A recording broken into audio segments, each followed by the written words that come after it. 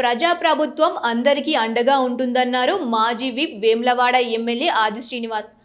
వేములవాడ మండల పరిషత్ కార్యాలయంలో వేములవాడ రూరల్ పరిధిలోని 40 మంది, అర్బన్ పరిధిలోని 126 మంది, మొత్తం 166 మందికి కళ్యాణ లక్ష్మి షాది ముబారక్ చెక్కులను పంపిణీ చేశారు.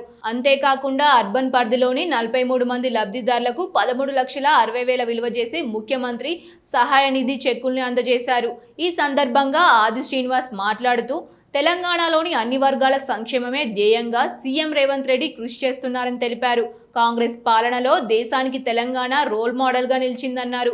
దేశంలోని ఏ రాష్ట్రంలో లేని విధంగా వైట్ రేషన్ కార్డు కలిగి ఉన్న సుమారు 1,50,00,000 మందికి 5 జీవిత బీమా కల్పించామన్నారు.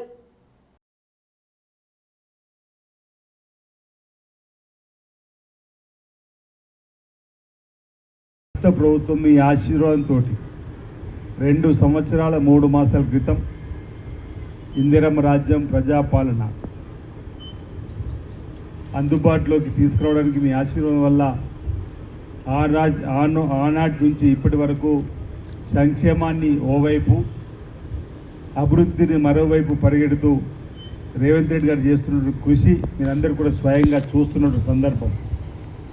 ఓవైపు ఆర్థిక పరిస్థితి అంతంత మాత్రంగానే ఉన్నప్పటికీ ఆ రోజు 2014లో తెలంగాణ రాష్ట్రం వచ్చినప్పుడు ధనిక రాష్ట్రంగా ఉన్నటువంటి సందర్భం.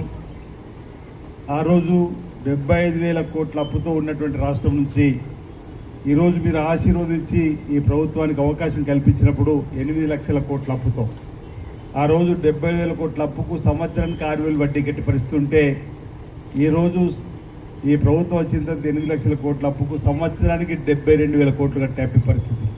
ఆ రోజు సంవత్సరానికి 6,000 వడ్డీ కడితే నెలకు 6,000 వడ్డీ కట్టే పరిస్థితి ఉన్నప్పటికీ ప్రజలకు ఇచ్చిన హామీలు ఎక్కడ కూడా ఆపకుండా ఒకటి తర్వాత ఒకటి సంక్షేమ కార్యక్రమం అన్నీ కూడా అమలు చేసుకుంటూ ముందుకు పోతుంది. గత ప్రభుత్వాలు ఏవైతే సంక్షేమ కార్యక్రమాలు అందించినాయో ఆ కార్యక్రమాలన్నింటినీ యథావిధిగా కొనసాగిస్తూ ఇతర కార్యక్రమాలు అనేకం కూడా మనం చేసుకుంటూ ముందుకు పోతున్నాం. మన కళ్ళ ముందు కనిపిస్తున్నటువంటి సందర్భం.